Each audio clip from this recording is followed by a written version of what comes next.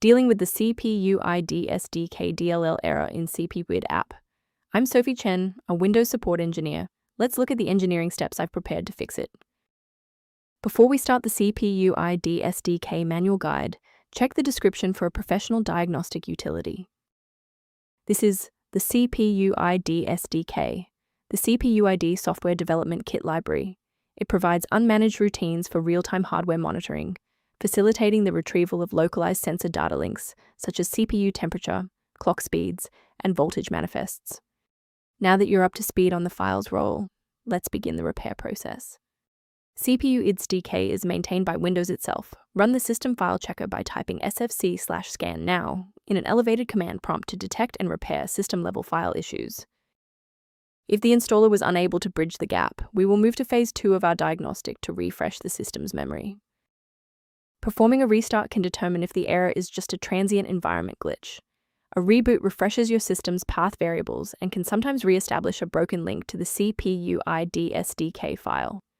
Bookmark this video or click the like button now so that you have a shortcut back to this guide after your PC finishes restarting.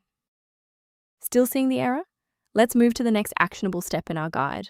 You can pause the video here if you're still waiting for your desktop to load.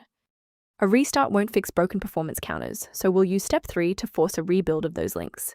First, open command prompt as admin.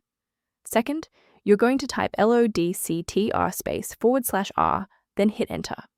Why are we doing this? Well, performance counters often fail due to registry hive inconsistencies.